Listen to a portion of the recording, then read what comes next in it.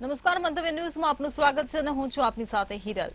ઉપરાષ્ટ્રપતિ જગદીપ ધનખરે દિલ્હીના કિસાન ઘાટ ખાતે પૂર્વ વડાપ્રધાન ચૌધરી ચરણસિંહને તેમની પુણ્યતિથિ પર શ્રદ્ધાંજલિ આપી હતી।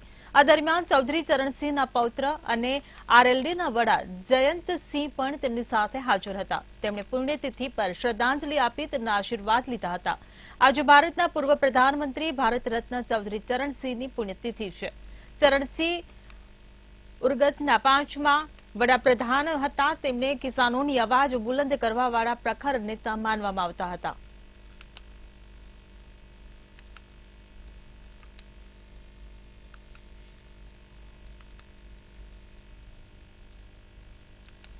લોકસભા ચૂંટણીના પ્રચાર માટે વડાપ્રધાન મોદી આજે પશ્ચિમ બંગાળ અને ઓડિશાના પ્રવાસે છે। તેમણે પશ્ચિમ બંગાળમાં 1 અને ઓડિશામાં 3 રેલીઓને સંબોધિત કરી હતી। બંગાળના મથુરાપુરમાં રેલી દરમિયાન તેમણે પશ્ચિમ બંગાળની ટીએમસી સરકારની નીતિઓની ટીકા કરી હતી। મોદીએ કહ્યું, ટીએમસી બંગાળની ઓળખને ખતમ કરવાનો પ્રયાસ કરી રહી છે। તેઓ બંગાળના મઠો અને સંતોને પણ છોડતા નથી।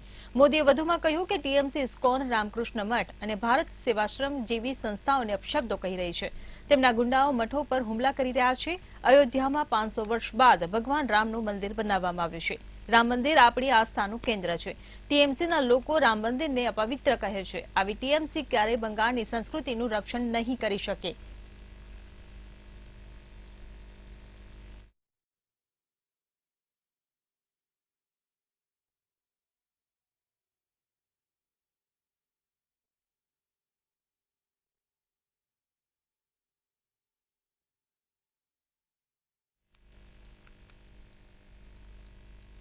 લોકસભા 2024ની ચૂંટણીને લઈને કોંગ્રેસ મેદાને છે। પ્રચંડ પ્રચાર કરી રહી છે। ત્યારે પ્રિયંકા ગાંધી હિમાચલ પ્રદેશના સુંદરનગરમાં જનસભા સંબોધી હતી। જે દરમિયાન વડાપ્રધાન નરેન્દ્ર મોદીએ તેમણે આડે હાથ લીધા હતા અને મહિલાઓની સલામતીને લઈને વડાપ્રધાન પર તીખા પ્રહાર કર્યા હતા।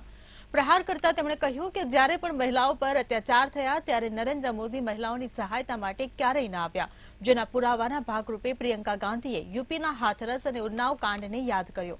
એટલું જ નહીં, વધુમાં તેમણે કહ્યું કે કર્ણાટકમાં સેંકડો મહિલાઓ સાથે અત્યાચાર કરનારના માટે નરેન્દ્ર મોદીએ મત માંગીને હટ વધાવી। हाथरस में हुआ, जिन्होंने अत्याचार किया उनके साथ खड़े हो गए। उन्नाव में हुआ, मैं गई थी उस परिवार से मिलने के लिए। हाथरस भी गई, मैं हर जगह गई। मैंने पूछा, वहां उस लड़की की माता ने मुझे बोला कि उसका मुंह नहीं देख पाई चिता जलने से पहले, इन्होंने चिता जला दी बगैर माता पिता के।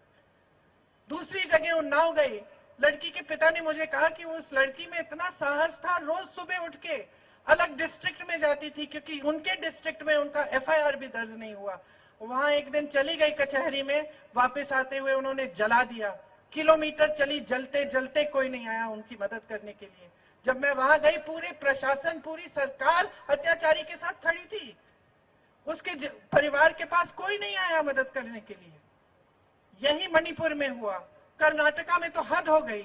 जिस नेता ने 100-200 महिलाओं के साथ अत्याचार किया, उसके साथ मोदी जी मंच पे खड़े होके वोट मांग रहे, कह रहे हैं इनको वोट देंगे तो मेरे लिए वोट है।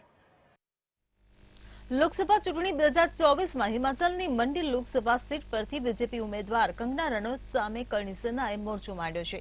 બીજેપી ઉમેદવાર કંગના રનૌતે એક ભાષણમાં કોંગ્રેસ પર જોરદાર નિશાન સાધ્યું હતું અને કહ્યું હતું કે તેમના નિષ્કલંક ચહેરા છે અને તેઓ ભ્રષ્ટ છે। કોંગ્રેસના નેતાઓને અન્ય કરતા મોટા ચોર ગણાવ્યા હતા। એટલું જ નહીં, કંગનાએ એમ પણ કહ્યું કે ઇન્ડિયા ગઠબંધનના દરેક નેતાના ચહેરા પર લખેલું છે કે હું ચોર છું। કોંગ્રેસ નેતા વિક્રમાદિત્ય સિંહ પર નિશાન સાધતા કંગના રનૌતે કહ્યું હતું કે વિક્રમાદિત્ય સિંહ માસ્ટર ચોર છે અને જામીન પર બહાર છે। કરણી સેનાએ કહ્યું, ચૂંટણી જીતવા અને નિવેદનો આપવા માટે કંગના પોતાની ગરિમા ભૂલી ગઈ છે, પરંતુ તાજેતરમાં કંગનાએ આપેલા ભાષણે તેની મુશ્કેલીઓ વધારી દીધી છે।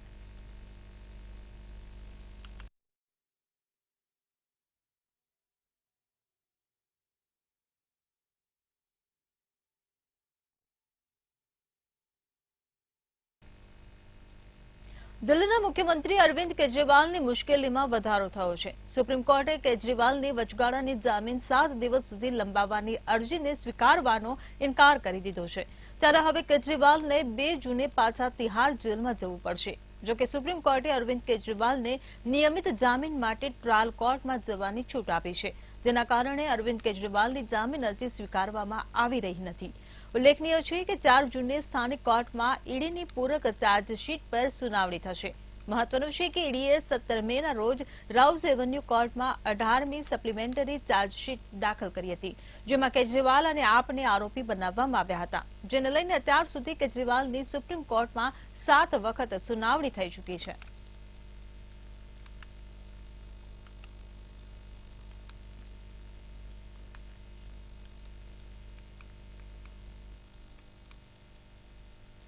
એઆઈએમઆઈએમ ચીફ અસદુદ્દીન ઓવૈસી લોકસભા ચૂંટણીના પ્રચાર માટે ઉત્તર પ્રદેશના પ્રવાસે હતા. વારાણસીમાં જાહેર સભા દરમિયાન તેમણે કહ્યું કે જો મોદી મુંબઈ જાય અને અભિનય શરૂ કરે તો તેમને દુનિયાના તમામ એવોર્ડ મળશે. જ્યારથી ભાજપ સત્તામાં આવ્યું છે ત્યારથી ભારતના 17 કરોડ મુસ્લિમોની હાલત એવી જ છે જે હિટલરના જમાનામાં યહૂદીઓની હતી. હિટલરે યહૂદીઓ સાથે જે કર્યું તે જ 2014થી અત્યાર સુધી મુસ્લિમો સાથે થઈ રહ્યું છે.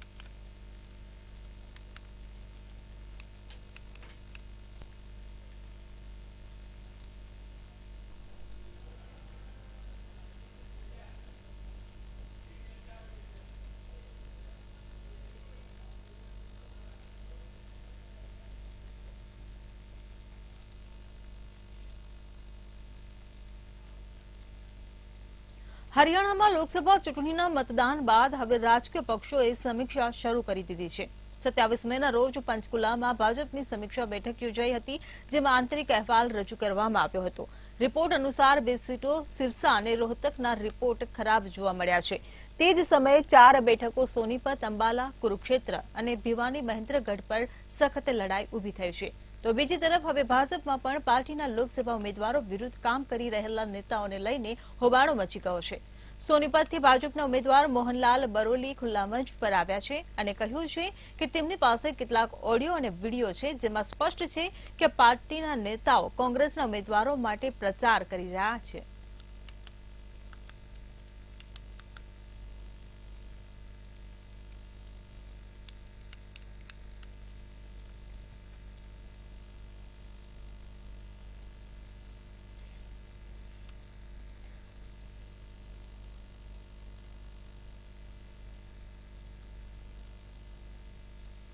તેજસ્વી યાદવે ભાજપ પર આકરા પ્રહારો કર્યા હતા. તેજસ્વી યાદવે કહ્યું કે બિહારે 40માંથી 39 સાંસદો એનડીએને આપ્યા છે.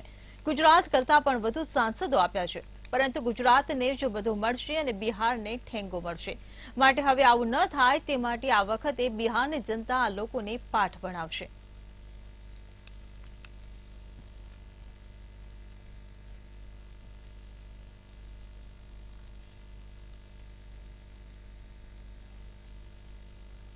બીજેડી નેતા વીકે પાંડિયને કહ્યું કે મને લાગે છે કે ભૂમિપુત્ર 9 જૂને સત્તા સંભાળશે. જેઓ માત્ર ઓડિયા બોલતા નથી પરંતુ ઓડિશાના લોકોના દિલમાં વસે છે તે જ મુખ્યમંત્રી બનશે અને આગામી 9મી જૂને સવારે 11:30 થી 1 વાગ્યાની વચ્ચે ધરતીપુત્ર અને લોકોના દિલોમાં રહેનાર મુખ્યમંત્રીનું પદ સંભાળશે.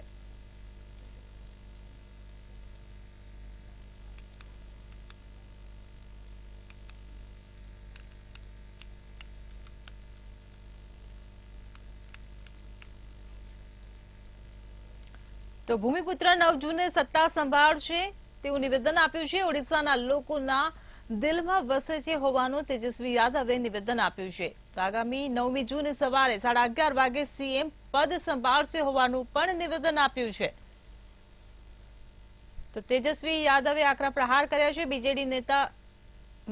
બીજેડી નેતા વીકે પાંડેયનનો મોટો દાવો, ભૂમિપુત્ર 9 જૂને સત્તા સંભાળશે હોવાનું નિવેદન આપ્યું છે.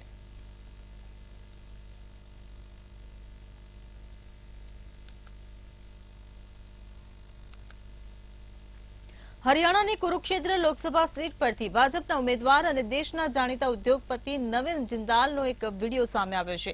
આ વિડીયો હરિયાણામાં 25મી મેના મતદાન દિવસનો છે, જેમાં નવીન જિંદાલ ડેરામુખી ગુરમીત રામ રહીમનો આભાર વ્યક્ત કરી રહ્યા છે. વિડીયોમાં નવીન જિંદાલે કહ્યું, ધન ધન સતગુરુ તમારી એકમાત્ર આશા છે.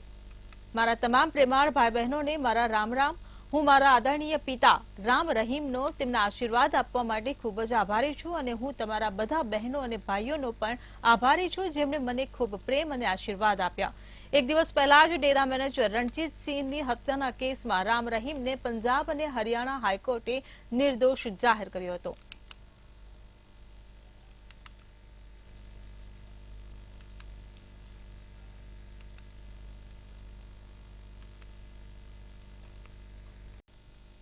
બિહારના રોહતાસ જિલ્લાના નાગાટોલી ગામમાં આ વખતે 19 વર્ષ બાદ મતદાન મથકની સ્થાપના કરવામાં આવશે. છેલ્લે 2005માં અહીં મતદાન મથક બનાવવામાં આવ્યું હતું. હવે 19 વર્ષ પછી ગ્રામજનો તેમના ગામમાં મતદાન કરશે. અગાઉ મતદાન કરવા માટે 28 કિલોમીટર દૂર જવું પડતું હતું. આ ગામ કૈમૂર પર્વતમાળાની ગોદમાં આવેલું છે.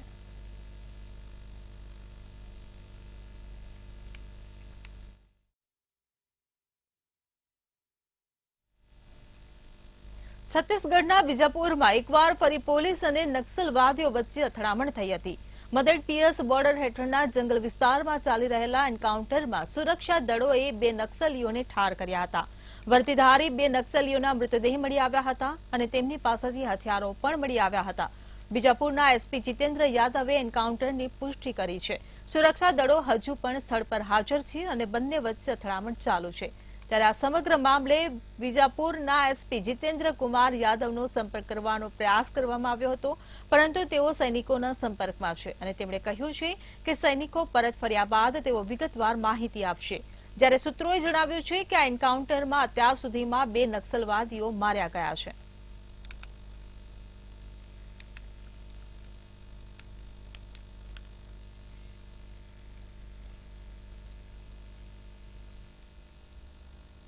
મધ્યપ્રદેશના છિંદવાડા જિલ્લાના આદિવાસી બહુમતીવાળા વિસ્તારમાં એક ચકચાર મચાવતી ઘટના બની હતી.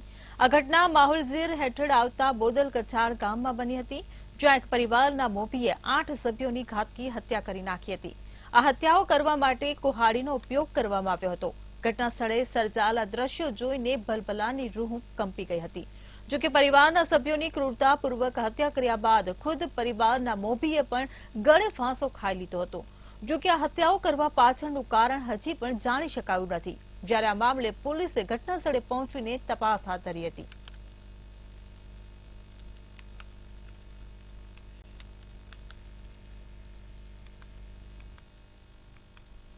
ગુજરાતના ગેમિંગ ઝોનમાં લાગેલી આગમાં થયેલા 28ના મોતની આગ ઠંડી પડી નથી.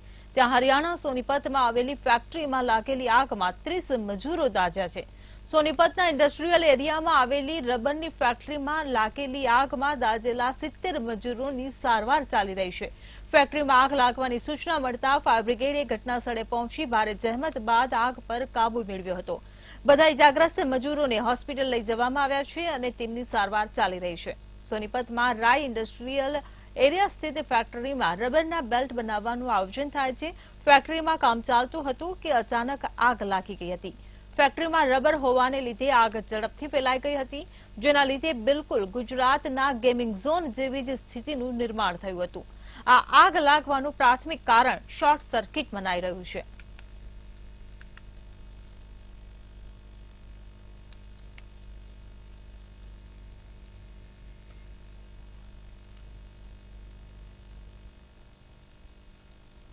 ભારતમાં ઝૂનોટિક રોગોની સ્થિતિ પર national centre for disease control દ્વારા બહાર પાડવામાં આવેલા રિપોર્ટમાં આ વાત સામે આવી છે.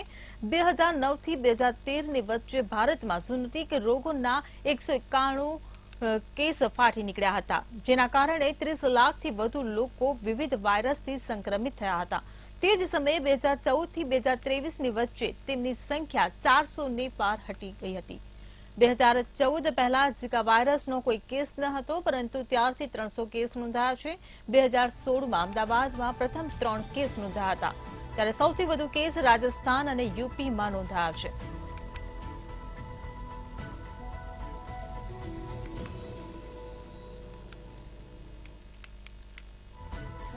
તો ભારતમાં 191 ઝીનોટિક રોગોના કેસ ફાટી નીકળ્યા છે. એનસીડીસીનો ચિંતાજનક રિપોર્ટ સામે આવ્યો છે, જેમાં 30 લાખથી વધુ લોકો વાયરસથી સંક્રમિત થયા હોવાનો ખુલાસો થયો છે. ઝૂનોટિક રોગને લઈને આ ચિંતાનો વિષય 2016માં અમદાવાદમાં પ્રથમ 3 કેસ નોંધાયા છે. તો ભારતમાં 191 ઝૂનોટિક રોગના કેસ નોંધાયા છે. સૌથી વધુ કેસ રાજસ્થાન અને યુપીમાં નોંધાયા છે. એનસીડીસીના રિપોર્ટમાં આ ખુલાસો કરવામાં આવ્યો છે. એનસીડીસીએ એક ચિંતાજનક રિપોર્ટ જાહેર કર્યો છે.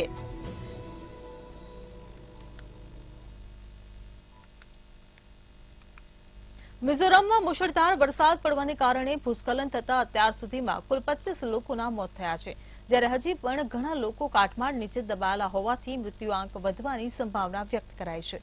કાટમાળ નીચે દબાયેલા લોકોને શોધવા હાલ પૂરજોશમાં બચાવ અભિયાન ચાલી રહ્યું છે. જોકે ભારે વરસાદને કારણે બચાવ કાર્યમાં પણ અવરોધ ઉભો થઈ રહ્યો છે.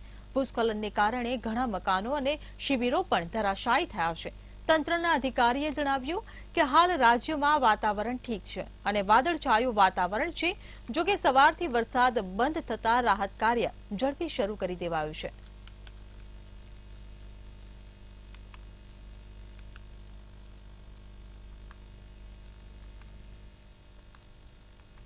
દેશમાં અનેક રાજ્યોમાં ઉનાળામાં તાપમાને તમામ રેકોર્ડ તોડી નાખ્યા છે. રાજધાની દિલ્હીમાં તાપમાન 50 ડિગ્રી સુધી પહોંચી ગયું હતું. મંગળવારે દિલ્હીના મુંગેશપુર અને નારેલામાં તાપમાન 49.9 ડિગ્રી નોંધાયું હતું, જ્યારે નજફગઢમાં તાપમાન 49.8 ડિગ્રી નોંધાયું હતું. દિલ્હીમાં આ ઉનાળાનું સૌથી ઊંચું તાપમાન નોંધાયું છે. દિલ્હીના અન્ય 3 વિસ્તારોમાં 48 ડિગ્રીથી વધુ, જ્યારે 4 વિસ્તારોમાં 46 ડિગ્રીથી વધુ તાપમાન નોંધાયું છે. તો હરિયાણાના સિરસામાં 49.5 ડિગ્રી તાપમાન નોંધાયું હતું. આ દરમિયાન રાજસ્થાનમાં ગરમીએ 25 વર્ષનો રેકોર્ડ તોડ્યો છે. રાજસ્થાનના પિલાનીમાં 49 ડિગ્રી તાપમાન નોંધાયું હતું, જે 25 વર્ષમાં સૌથી વધુ છે. કાળઝાળ ગરમીને કારણે હરિયાણા સરકારે સરકારી અને ખાનગી શાળાઓમાં ઉનાળાની રજાઓ લંબાવી છે. બિહાર પણ ભારે ગરમીની ઝપેટમાં છે અને મંગળવારે રાજ્યમાં 9 સ્થળોએ દિવસનું તાપમાન 44 ડિગ્રી સેલ્સિયસને પાર કરી ગયું હતું. આઈએમડીએ જણાવ્યું કે જમ્મુમાં આગામી 7 દિવસ સુધી ગરમીનો પ્રકોપ રહેશે. સોમવારે જમ્મુમાં મહત્તમ તાપમાન 43 ડિગ્રી સેલ્સિયસ નોંધાયું હતું, જ્યારે લઘુત્તમ તાપમાન 25 ડિગ્રી સેલ્સિયસ હતું.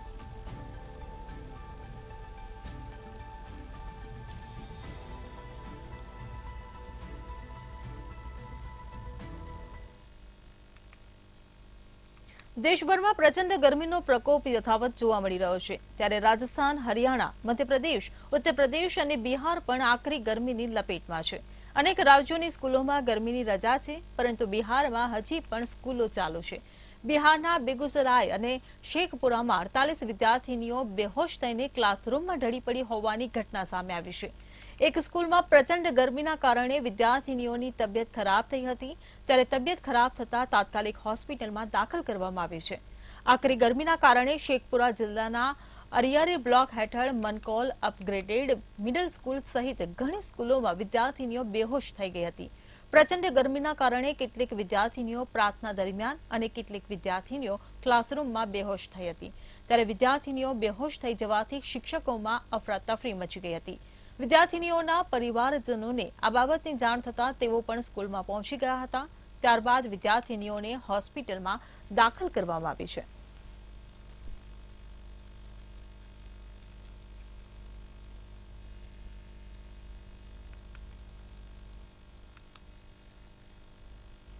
ચક્રવાત રેમલે મિઝોરમ, આસામ અને મેઘાલયમાં તબાહી મચાવી છે. આ 3 રાજ્યોમાં અત્યાર સુધીમાં 33 લોકોના મોત થયા છે અને ઘણા લોકો હજુ પણ લાપતા છે. ચક્રવાતને કારણે ભૂસ્ખલન, ઇમારતો ધરાશાયી થવા અને પાવર અને ઇન્ટરનેટ સેવાઓમાં વિક્ષેપ સહિત નોંધપાત્ર નુકસાન થયું છે. ઉત્તર પૂર્વમાં થયેલા મૃત્યુ ઉપરાંત મંગળવારે કોલકાતા અને આસપાસના જિલ્લાઓમાં વધુ 3 મૃત્યુ નોંધાયા હતા. રવિવારે રાત્રે બંગાળના સાગર ટાપુ અને બાંગ્લાદેશના ખેતપુરા વચ્ચે ચક્રવાત લેન્ડફોલ થયા પછી નોંધાયેલા 6 મૃત્યુમાં તેઓનો સમાવેશ થાય છે. બંગાળમાં 9 મૃત્યુ વીજળીના આંચકા, વૃક્ષો પડી જવા અને મકાન ધરાશાયી થવાને કારણે થયા છે.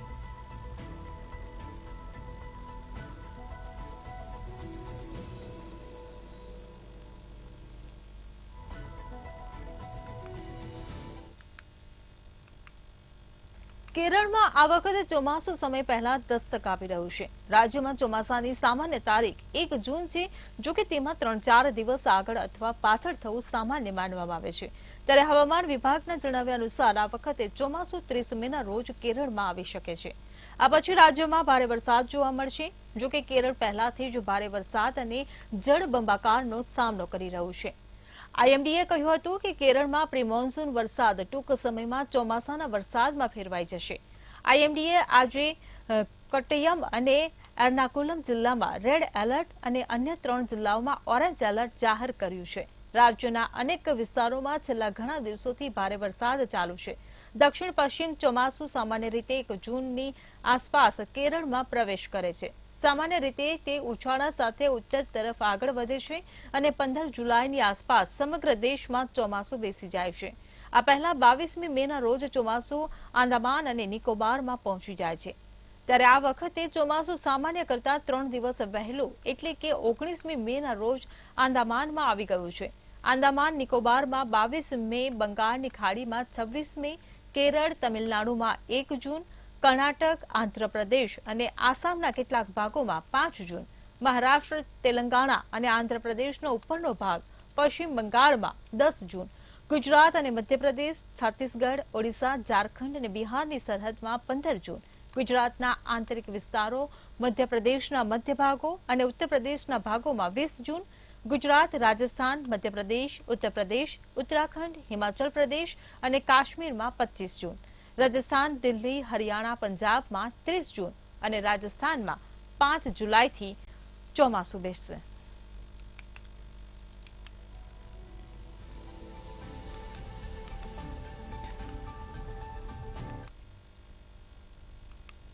દક્ષિણ પશ્ચિમ ચોમાસું કોઈપણ સમયે કેરળમાં પહોંચવાની ધારણા છે. તે જ સમયે ભારતીય હવામાન વિભાગે કહ્યું છે કે સમુદ્રનું તાપમાન ઠંડુ થઈ રહ્યું છે. આ કારણે જૂન મહિનામાં અલ નીનોની સ્થિતિ ઊભી થવાની સંભાવના છે. જુલાઈમાં તે નીનામાં પરિવર્તિત થવાની સંભાવના છે. આ કારણે જુલાઈથી સપ્ટેમ્બર સુધી દેશના ઘણા ભાગોમાં ભારે વરસાદની સંભાવના છે. આઈએમડી અનુસાર લા નીનાને કારણે આ વર્ષે સામાન્ય કરતા વધુ વરસાદની અપેક્ષા છે. જૂન સપ્ટેમ્બર વચ્ચે દક્ષિણ દ્વીપકલ્પ અને મધ્ય ભારતમાં સામાન્ય કરતા વધુ વરસાદની અપેક્ષા છે. ત્યારે તે જ સમયે ઉત્તર પશ્ચિમ ભારતમાં સામાન્ય વરસાદ થશે. પૂર્વ અને ઉત્તર પૂર્વ ભારતમાં સરેરાશથી ઓછા વરસાદની અપેક્ષા છે. જ્યારે જે વર્ષમાં લા નીનાની અસર જોવા મળે છે તે વર્ષમાં ચક્રવાતની સંભાવના સામાન્ય કરતા વધુ હોય છે.